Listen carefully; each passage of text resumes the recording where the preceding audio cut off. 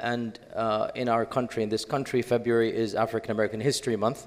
And one of the things that we always mention is the fact that we have been here for many centuries, many hundreds of years. So many of our African brethren, slaves that were forcibly brought here, they were Muslims. And today I wanted to showcase more specifics, not just theoretical, not just abstract, but to give you some actual examples. Footage that we have, not footage, not video footage, but we have pictures, we have documents, we have Qur'ans written from the Muslims that came here centuries ago. So I wanted to help us understand. Right now there's a vicious Islamophobic campaign against us. Even today in Congress, our masjid was mentioned by name, and these lies are spread. People are no right to be here, foreigners, this and that. Muslims have been in this country before there was this country. Before the United States of America declared its independence, there were Muslims praying and fasting here. And it is imperative that all of us are aware of this history, because it deals with us and it deals with our presence in this land. So much can be said, but very briefly, inshallah ta'ala, I wanted to just mention some key stories that would be an introduction to this regard. And obviously realize that the slave trade as it existed in America in the 16th, 17th, 18th century, it was unparalleled in human history in its depravity. This was chattel slavery. I don't know, technical slavery is of different types, and it is not even fair to use the same word as was used to what happened over here as what happened in other lands, in Muslim lands centuries ago. It's a totally different concept. We shouldn't even use the same term. What happened here is the most inhumane manifestation of this reality in all of human history. Hundreds of thousands of people were captured, free people. There were parties sent out in Africa, in other places, and literally hunting expeditions. Now pause here, footnote. The West likes to say Muslims were involved. The response is, it is true, sometimes Muslims were also involved, but Christians, everybody was involved. In other words, you have mafia that is of all faiths and traditions. Muslims didn't have any extra stay in this regard. There were evil people of all backgrounds, some of whom were Muslims as well. It is true, and that is not something they should have done. But to say that it was any extra, no, everybody was involved. And it is true that some people in this region, they were Muslims and they felt that they can take people and sell them into slavery. Our Prophet ﷺ explicitly cursed such a person. And he said, whoever does this will have no protection on the Day of Judgment. Explicitly cursed the one who takes somebody, pretends, deceives him, captures him, and then sells him into slavery. Allah's la'na is on such a person. So this is not at all a part of our sharia. Nonetheless, because the slaves came from so many places in Africa, so where the Muslims were a majority, Muslims were also captured. Muslims were also captured. And it is estimated that roughly 400,000 slaves were captured and sold in America from around 1700 to around 1860 or 1850 when the last slave ship came. So because obviously, so when the slaves came, so obviously they had children. Those children became into 5 million, right? So the descendants of the slaves, they are in the millions. How many people were actually brought in as slaves? Around 400,000. Around 400,000 human beings were captured and maliciously, taken into slavery in Africa and then transported. This is an actual diagram from 1730 something. This is an actual diagram that one of the people in the ship drew. This is how the slaves were transported. Some of the most inhumane conditions. Can you imagine 1 month like this, a'udhu billah, 1 month tied in chains, a'udhu billah, and you are just like the ships that have the cargo. Humans are the cargo. So to maximize efficiency, you have layers. You have 3-4 layers of people lying, astaghfirullah, in their own filth, in their own najas, just being fed some water, a little bit of food, just enough so that they survive the trip. And in the process, it is estimated up to 10 to 15% died. Imagine this condition for 1 month. Imagine if you fall sick, dysentery, bacteria, diarrhea, anything of this was going to happen. So many people died in that process, right? And now imagine you are taken as a free human being. Overnight, you're in this ship. Within 1 month, you're in a land you didn't even know existed. Nobody speaks your language. Nobody knows your culture. This was the reality of, and I want you to really think about this, inhumane institution. And of this 400,000, estimates are that roughly 120,000 were Muslims. That is a staggering amount. 120,000 Muslims over the course of obviously 350 years. And realize, these weren't in one place. No. You would have one Muslim slave, one plantation. Maybe the next Muslim slave would be many, many cities away. Most of these slaves that would have come here wouldn't even have known that there's another Muslim slave anywhere else. They would not even have known of this. And that is why the Muslim slaves that came, the Muslims that were captured against their will, they were unable to preserve their Islam for many generations. But, as you know, the legacy of that faith remained such that in the early part of the 1900s, movements came of a pseudo-Islamic nature. The Moorish Science Temple, the Lost Foundation of Islam, Elijah Muhammad. That type of rhetoric, why was it so popular? One of the reasons, when you have 20%, 15 to 20% of the slaves, their heritage is different, they know something is different. So around 120,000 Muslims were brought to this land, and these were from the tribes of the Fulani, the Mandinka, the Wolof, the Hausa, the Yoruba, and other tribes that are still around to this day. That's another problem. And that is, a Fulani Muslim, if he were to meet maybe a Muslim from Hausa, they don't speak even the same language, because the one is from Senegal, the other is from Niger. They're literally, countries apart. In our times, it's completely separate countries. So even if they're both Muslim, it's like, saying, oh, people in Asia, they're all the same. It doesn't matter. Two different cultures and languages. So it was a very, very big tragedy in all levels, and especially for, obviously, our Muslim brethren that came here. And of course, one of the main things we need to understand is that just like in India, just like in many other places, Muslims were literate, and the non-Muslims generally were not literate.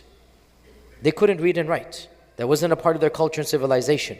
And so when you have the average slave coming that is not Muslim, the demonization that the people of this land had, that these people are not regular human beings. These people are subhuman. These people are beneath, if you like, the degree of humanity.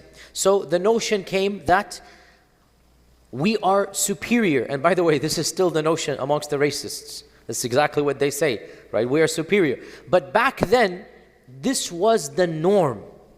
It was not politically incorrect. It was considered to be a fact. It was still considered to be a fact.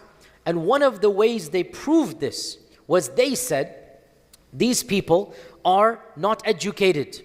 They don't know how to read and write. They don't know basic mathematics. What are you going to do when a Muslim comes along and he knows maths better than you?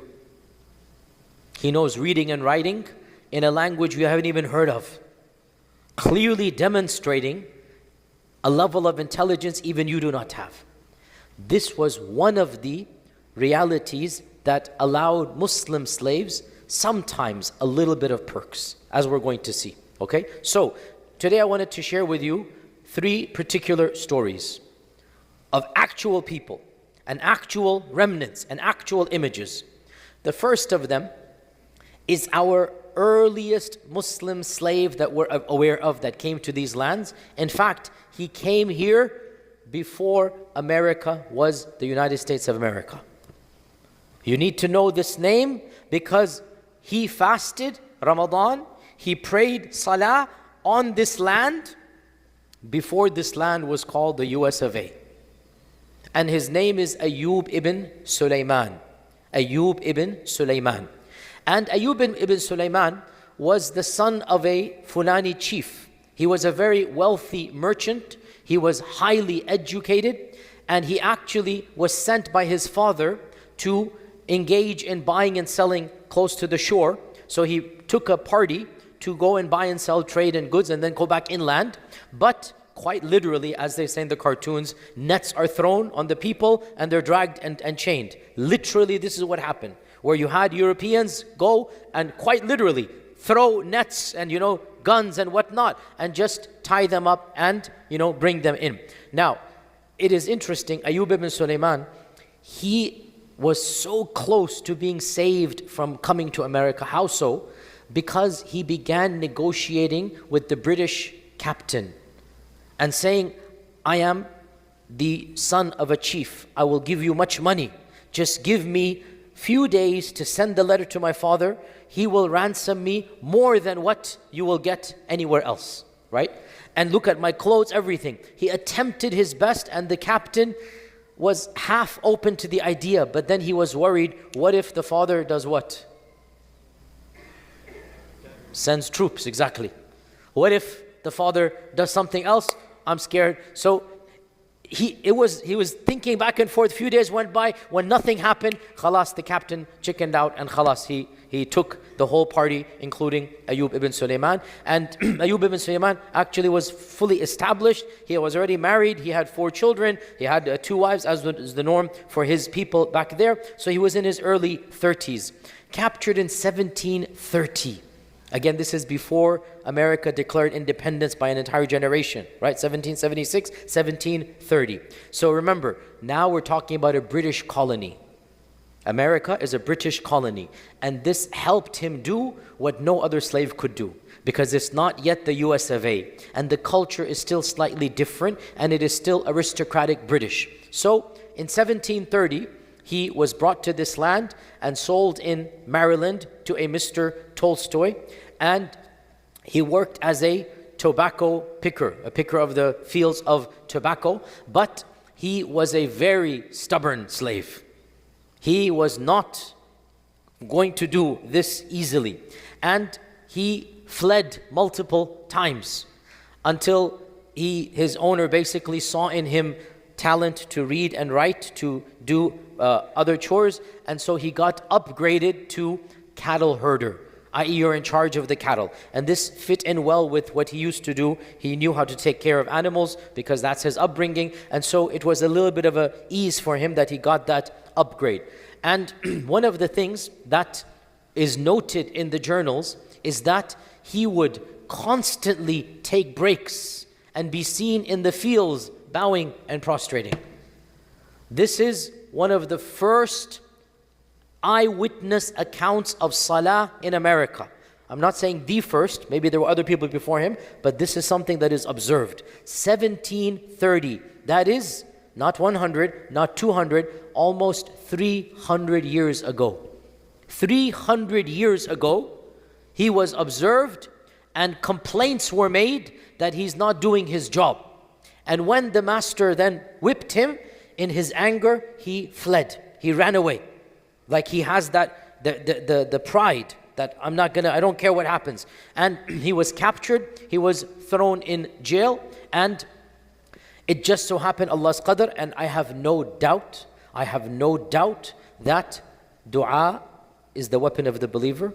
You can imagine how much dua he would have been making in a strange land. You can imagine he couldn't speak English. Nobody speaks his language. Oh, it was there. He does not speak English. And in 1730, the same year, it's been 9-10 months, again of this torture he's living in, he then is thrown in jail, and a passing intellectual British judge by the name of Thomas Blewett hears of this bizarre slave who seems to have an insolence and pride and a different demeanor. They mentioned that he didn't act like the others because he's Muslim and he's coming from a upper class background and whatnot. He's talking in a way and whatnot, and they can't understand his language, right? So this judge hears of this, and for whatever reason, he's like, let me visit this guy. He visits our Ayyub ibn Sulaiman, And subhanallah, one of the most beautiful stories, right? There's no language between the two of them. So what does Ayyub ibn Sulaiman keep on saying? He says, Allah, Muhammad, Allah, Muhammad, Allah, Muhammad. That's all he can say. And Blewett understands that this is a Mohammedan. Of course, he's in upper class, he knows, he's educated, right? So he understands this is not like the other slaves. So he says to him, tries to get a language, and he brings multiple slaves who spoke English to see if one of them could speak his language. Nobody could understand his language. Until finally, a slave came from, I think, the Wolof tribe, that our guy Ayyub knew a little bit of Wolof as well. Because, as you know, everybody outside of America grows up multilingual, right? It's only us Americans, right? The average European speaks like 5 languages, right? You know, growing up in Lahore and Karachi, you speak 3.5 languages. I mean, that's the way everybody speaks multiple languages. It's really just, you know, by our country. So he spoke Wolof a little bit. So that slave could also speak that language. Then he explained his story. My father is the chieftain, and I am a Muslim, and if you send me back, you will get your ransom. And and I'm, you know, all of this. And he demonstrated his akhlaq, his demeanor, his intelligence. And so our guy, the judge, Thomas Blewett, he decided to purchase him himself and take him back to England as an exhibit, as a demonstration, right? So Blewett sends him back to the UK, sends him to the UK, right? Sends him to England. And I remember, America's a colony right now. It's not an independent country. So he wants to demonstrate that, oh, you know, there are intelligent slaves. There are slaves that can read and write. There are slaves that are able to speak languages, whatever. And so he sends him to England. And of course, he doesn't speak English yet. And so he starts to try to learn English, and he spends around a year and a half in the UK. And in that time frame, it's not the UK, it's Britain right then. In that time frame, UK will come afterwards. Of course, we shouldn't call it the UK in 1730. In that time frame, a number of priests try to convert him to Christianity. So, and there are chronicles when they try to tell him that, you know, Jesus is the Son of God, this and that, right? He refutes them that, you know, God cannot have a son. He recites Surah Ikhlas to them. So you have the first Christian-Muslim debate taking place in 1730 by our guy over here. And he even met King George II as a novelty. He was brought to the royal court, and he was showcased to King George II and the Queen as well. So subhanAllah, from being a slave, within a few months, he is now treated like a VIP. Without a doubt, the power of dua. Without a doubt, this is the effects of dua. And one of the royal earls of Britain, he said that I want you to stand in pose. I'm going to bring a painter to paint you. So he said, okay, but on one condition, that I must wear my clothes. I don't want to be painted, you know, wearing your clothes. So they said, can't you just, you know, describe your clothes to the painter and he can draw it? The painter said, no, if he wants to do that, I need to see him wearing his actual clothes. I cannot imagine what your clothes are. Ayyub ibn Sulaiman said, listen to this, if you cannot paint me wearing clothes that you haven't seen me wear, how come your churches are full of paintings of God that nobody has ever seen? This is our guy, Ayyub ibn Sulaiman, right? You can't even paint me without the clothes, and you have pictures of God and Jesus in the air. Nobody's ever seen them. How can you do that then? You shouldn't be doing that, right? So, subhanAllah. So, yeah, فَبُهِتَ الَّذِي كَفَرَ. So, he managed to somehow acquire the clothes, and he insisted to get a copy of the Quran, and he wore the Quran around his neck. And this is Exhibit A. This is exactly the image that was painted of our guy, Ayyub ibn Sulaiman. That's the actual image. It's displayed in the British Museum. And because he spoke Arabic, he was actually hired by the British Museum to work a little bit on Islamic manuscripts, catalog them, whatnot, until eventually, he managed to obtain what needed to be obtained and make his way back to the Gambia and be reunited with his family. Unfortunately, his father had died in grief. Another sad story, one of his wives thought that he was gone forever, so she ended up marrying somebody else, right? So unfortunately, his family situation was not the same, but he did get back to the Gambia, and alhamdulillah, within a few years, he resumed his life over there. Isn't that amazing? Like, what a amazing story. And what saved him? Allah Muhammad. Allah Muhammad. When I read the story for the first time, I couldn't help but imagine Bilal radiallahu anhu. Ahadun ahad, ahadun ahad, right? And Allah Azza wa Jal saved him. So this is one story of one such person.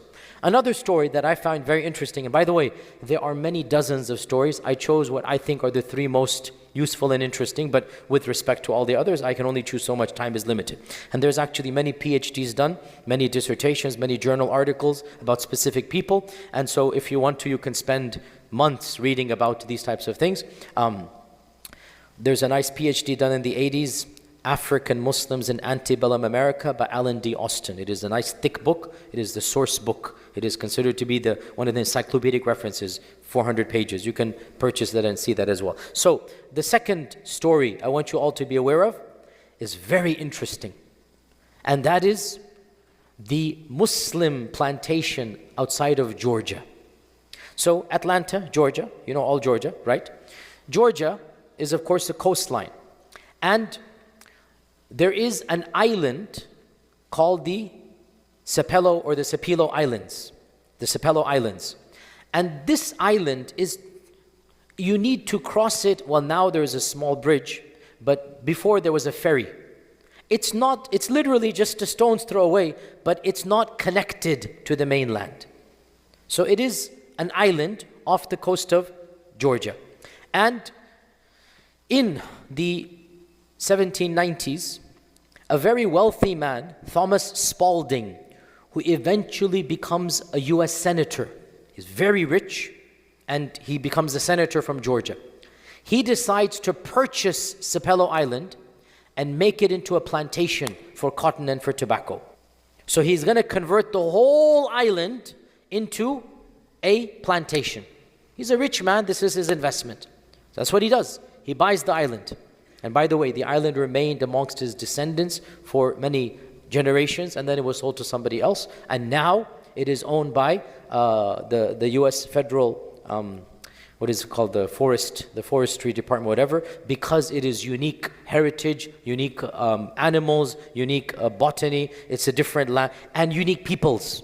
The peoples there are the descendants of the people I'm going to be talking about. They have a different language that is a Muslim language that has come down from West Africa. So it's really interesting because unique culture there. So what happened was our guy, Thomas Spalding, decided he's going to convert this into a plantation, and he was a very intelligent man, and he realized one group of slaves didn't get drunk, didn't give as much problems, and actually, if they were given certain privileges, they did their job nicely.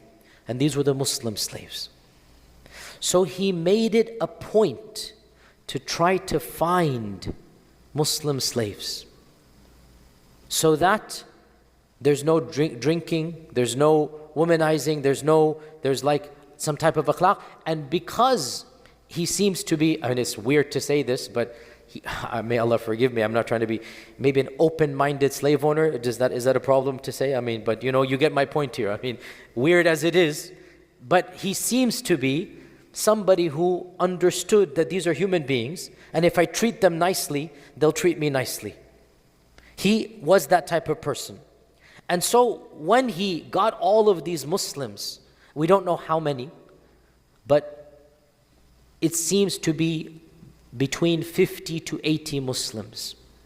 Now, this appears to be the highest concentration of Muslim slaves anywhere in America pre-modernity. And because it's slightly disconnected from the mainland, and the owner is more open-minded, we see one of the most fascinating developments of Islamic history in America. And that is the establishment of the first bona fide Muslim community. Thomas Spalding wrote a diary. And in his diary, he records of first discovering that one of the slaves was Mohammedan. Why? Because he would see him go to a tree and bow down, and he would not drink alcohol, and other things were there. And so he discovers this, and then more and more, then he makes it a point to try to get Muslim slaves. And one particular slave, whom he called Bu Allah, but his name is Bilali, or Abdullah, or we actually don't know his name. Bilali Muhammad is what we're assuming his name is. He actually made him effectively a manager. He would travel, he would go, and Bilali would be the manager. And on that slave, between 50 to 100 slaves were Muslims, on that plantation, because so many Muslims were there, they began praying Jama'ah, they began fasting Ramadan, and our guy Spalding records that they had a festival one day and they were giving some sweets made of barley and honey. This is a West African sweet that is used for Eid al-Fitr. And he records, he's seeing it from his house and he's seeing that something's happening, these guys are rejoicing. Eid al-Fitr is taking place. And they're celebrating Eid al-Fitr. But we don't have records from them about the day-to-day. We have records from the master, a little bit here and there. And in 1812, there was a war between Britain and America. Every high school student knows this is the War of 1812. And unbelievably, Thomas Spalding arms all of his slaves with weapons. And he says to them, we're going to fight. And Bilali Muhammad says to him, I will vouch every one of my men of the Muslims, we will not abandon our posts. We will fight loyally. Then he said, and this is recorded by Spalding, as for those dogs, he called them this, of the pagans, that's what Bilali said, I cannot be responsible if they run away. You find here a fierce, like, my people, we will not abandon the post. When the British come, we will fight and defend. But these people, I cannot vouch for them, the ones that worship other gods, and he called them a derogatory thing, that you cannot hold me liable if they run away. So Spalding records this in his, diary that, the Muslims promised to guard their posts here. And that's exactly what happened here. And therefore, one can state with somewhat definitive truth that in 1810, the first semi-official musalla is established. Why do I say semi-official? Because they didn't build a masjid. It's an area in the field. They don't have a epic complex. It's just, they're praying there. That's where they pray, that's where they do Eid al-Fitr, that's where they do whatnot. So we have maybe even khutbah. Again, we don't know the details from their side. And the descendants of these people, the descendants up until the early part of the 20th century had a distinct language and culture and ethnicity and religious identity that was separate from mainland America. Harvard sent an ethnographic surveyor in the 1940s to Sapelo Islands. Unfortunately, it was 1940, so he didn't have video, but he has audio and he has photographs. Harvard sent an ethnographic person all across the country, different people. One person was sent to Sapelo Islands to record the memories of the great-grandchildren of Bilali Muhammad. The great-grandchildren of Bilali Muhammad. And obviously they're in the hundreds now, because again, it's been 3 generations. And the memories that are written in 1940, you have an 85-year-old man saying, I remember Aunt, I forgot the name, Aunt Jemima, whatever it might be, right? she would say something really funny like, Ashana managara, something like that. Ashhadu an la ilaha illallah, right? And she would always cover her hair. And she would bow down facing east, 3 times a day or whatever it was. In the 1940s, people have memories of their grandparents who are the descendants of Bilali, preserving aspects of Islam. Isn't that phenomenal? But obviously, eventually, when Islam cannot be preserved when there's not going to be, direct contact and whatnot. But what is preserved? Phenomenal. Do you know what is preserved? The Bilali manuscripts. Our guy, Bilali Muhammad, wrote what can be considered to be the first fiqh manual ever written in America, from memory. And the manual is there. This is the actual copy of it. And it is taken from Maliki textbooks. Now obviously when he was brought as a slave, they didn't give him time to pack his bags. He was captured walking on the shores. Next thing you know, he's in America. He has no Quran, he has no books, he has nothing.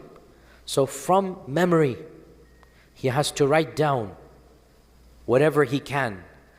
This is before slavery is abolished. And he is teaching mutun. What matan? His own. And there's many papers, many journal articles written about this. Number of points here. Firstly, obviously, how can you blame him? There's some grammatical mistakes. He's writing this from memory. He's like, there's some issues, whatnot. But there's a lot of overlap with a Maliki textbook called the Matan of Ibn Abi Zayd al-Qayrawani, which is a famous Maliki Matan of fiqh. There's a lot of overlap in the phrases. So he's trying to preserve the basics of fiqh, some basic Quran, and teach it to his students, his descendants, and his students after him. And here is another example from that manuscript. Look at how he has bab. You see bab? You see that bab in the middle? Now there's a spelling error. It's supposed to say babun fil wudu'i. But again, we don't blame him. How old was he when he was captured? We don't know. Maybe 17, 18. How old is he when he's writing? Maybe 40, 50. We don't know. Can you imagine for 20, 30 years, you don't have a copy of the Quran? Can you imagine for 20, 30 years, nobody speaking your language? Can you imagine? So, obviously, there's not going to be, we don't blame him at all. So it's supposed to be babu fil wudu'i. And if you go over it, I tried to spend some time deciphering what he wrote here. Obviously, it's not easy and I'm not certain I have everything. But basically, he has that. You begin by saying Bismillah. If you go to the 4th line, it says Bismi Allah. The 5th line, Bismillah. 1, 2, 3. At the end of the 4th line, you say Bism. At the beginning of the 5th, you say Bismillah. And then he says Yaghsilu yadayhi, washing his hands from the right and then the left. So he literally is teaching how to do wudu to his children in Arabic. And this book is still preserved in the state library, and multiple articles have translated portions, and as far as I'm aware, nobody has translated the full thing cover to cover, but multiple articles have done this here. And again, there's some mistakes and peculiarities which we don't at all fault him for. Subhanallah, you try writing a book of fiqh from memory after 30 years of slavery. It's like no big deal if it's things here or there, but this is literally babun fil wudu'i, literally the chapter on wudu. This is written in Georgia in 1810, 1820, like 200 years ago. This is written. We have this to this day. And the final story that we're going to do is the most well-documented story of a Muslim slave, and an entire PBS documentary and drama has been done, and that is somebody that I call Shaykh, but obviously he is known as Umar ibn Sa'id. And I call him Shaykh because he actually went through clerical training. He studied Islamic texts and law, memorized the Quran. He was from the tribe of Senegal, from the Fula tribe of Senegal. And in his youth, clearly he was trained as a scholar, captured in 1807. Again, more than 200 years ago. And today, somebody in Congress said, Islam has no place in America. No, you have no place in America. Muslims have been here before there was an America. And we need to say this loudly and clearly. Anybody who says otherwise doesn't know their own history. 1807, here is a scholar captured against his will and went through many cruel slave owners until his last owner, Mr. James Owen. And Owen recognizes that Umar ibn Said is an intelligent man who can read and write, who can do mathematics, so he puts him in charge of, accounting, gives him some perks and privileges, and he realizes that Umar ibn Said is a religious person. Once again, he notices he's praying and he's fasting. He was given alcohol, he refused to take alcohol. All the other slaves would love to drink because it numbs them. He would refuse to drink. By the way, can you imagine being the lone Muslim, right, praying in a land that you don't even know there's another Muslim? Because he was not in Sepelo Islands. He's far away. He has no contact with any other Muslim. As far as we know, he never met any other Muslim in his lifetime.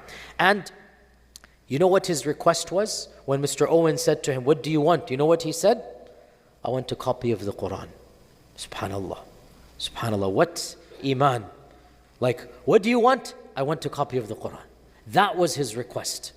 So Mr. Owens found some translation and gave it to him. He taught him English and he taught him how to read and write. And so English, obviously he knew how to read and write. And so he got a copy of the Quran in English. So Umar ibn Said lived a very long life. Maybe he died around 95 years old. So 70 years he's a slave in America. 70 years. He came as a young man. And constantly preachers wanted to convert him. It is said, that's what they say, that eventually he converted. Modern historians who read about him are fairly certain that he just said to them that he converted, but every indication is that he didn't actually convert. And to be honest, a Muslim will never accept that Allah has a son. It's just not going to happen, right? But for whatever purpose, he basically said. Now, how do we know this? I'll explain to you how we know this. Umar ibn Said is the most well-documented slave because he wrote more than almost 20 books and treatises with his own hand. This is his handwriting. Read it. The life of Umar ibn Said, called Moro. I am called Moro. The life of Umar ibn Said, a Fulani slave in Fayetteville, North Carolina, owned by Governor Owen or Master Owen, right? Can you read that up there? Right? That is his handwriting. That's literally his handwriting. The life of Umar ibn Said, called Moro, a Fulani slave in Fayetteville, North Carolina. Then he says, written by himself in the year 1831. It's on there. It's 1831 is on top. Can you see that up there? A bit small, I guess. A bit small. Okay. Well, it's on there. I can send this. PDF afterwards.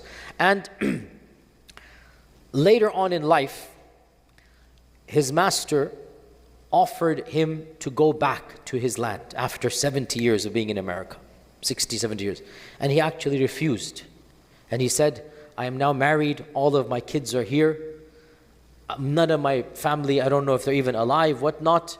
I don't want to go at this age." So he actually then remained here and did not go back to his land. Now, how do we know he was still a Muslim? One of the missionaries said to him, "I want you to translate the Lord's Prayer in Arabic for me." So he said, sure, I'll do that. And he wrote in Arabic, handed it back to him, and that missionary for the rest of his life would say, "I have the Lord's Prayer in Arabic." Turns out it's Surah Fatiha. Surah Fatiha written in Arabic, okay? And in one of his treatises, his autobiographies, he has a phrase that seems to make an excuse to later people like us. And he says, "I ask the reader to forgive any zalla, any mistakes that they think they might have found, because I have been away from my people for a long time and I haven't written Arabic for many decades." He literally, so he's writing in Arabic And again, for a Fulani to be able to write fluent Arabic, this is not your regular Fulani. This is a person trained to be a scholar. So his treatises were written in fluent English and in fluent Arabic. And we have those treatises to this day. And the most important one, this one here, the life of Umar ibn Said, and he describes his autobiography. A Muslim slave writing in 1831. He lived until 1860 something, but in 1831 he's writing his autobiography, talking about how he got here, talking about the cruelty of his earlier masters, thanking his last master, Mr. Owen, for allowing him to be a Muslim, giving him a copy of the Quran, allowing him to be whatnot. And one of the most important things, and this is the final slide, so that's the final slide here. One of the most important things, he concludes his autobiography with this Arabic. And I hope you can see it. Can you see it? Okay, I'm going to read it. Follow me. Bismillahir Rahmanir Rahim. Sallallahu alayhi Sayyidina Muhammadin. Can you see that? Can you see the mouse? تبارك الذي بيده الملك وهو على كل شيء قدير الذي خلق الموت والحياة ليبلوكم أيكم أحسن عملا وهو العزيز الغفور الذي خلق سبع سماوات طباقا. You guys following? He wrote this in North Carolina 200 years ago. He wrote from memory what he could of the Quran, and people thought he was a Christian. Do you see why we now understand? You had to get by, may Allah forgive him, it's a different world, all the pressure, we cannot understand it, but he's writing this in his autobiography. And there's no indication that he actually converted and baptized. It's just like he told the preachers and whatever. And there is statements, I believe in Jesus. Yeah, I can say that. I believe in Jesus too, right? So in all likelihood, he's just telling them what needs to be said to get him off his back. And he lived and died, inshallah, upon Islam and Tawheed. And this original, this is the actual copy here. It is preserved in the Library of Congress. It is preserved in the Library of Congress, written from his memory as a Fulani slave in North Carolina. We can go on and on and on, but to summarize, my dear brothers and sisters, Islam has been in this country before this country became an independent country. And Muslims have practiced, prayed, written copies of the Quran, written manuals of fiqh, taught manuals of fiqh, had Salat al-Jumu'ah, had Eid al-Fitr, celebrated Eid al-Fitr on this land centuries before. And we have been a part of this land since the beginning, and it was only because of the brutality of slavery that the descendants of these people were not able to maintain their Islamic identity, but Allah subhanahu wa ta'ala allowed a resurgence in their descendants via these movements that came, and now America is unique in the whole Western world that 20 to 30% of the Muslims are actually converts from the descendants of these very slaves. That is something unique. No other Western country has it. 80% or 70% are people like us, and 20-30% are converts of our African American brethren who are basically the descendants of these very people. Subhanallah, how Allah Azza wa Jal preserved the deen in some level. May Allah subhanahu wa ta'ala grant us the izzah and allow us to have the same faith and iman as these slaves had. May Allah put barakah in our du'as as He made barakah in the du'as of Ayyub ibn Sulaiman. May Allah subhanahu wa ta'ala always protect Islam and the ummah and allow us to be of service to the ummah. Wa jazakumullahu khairan. Assalamu alaikum wa rahmatullahi wa barakatuh. إن الله وملائكته يصلون على النبي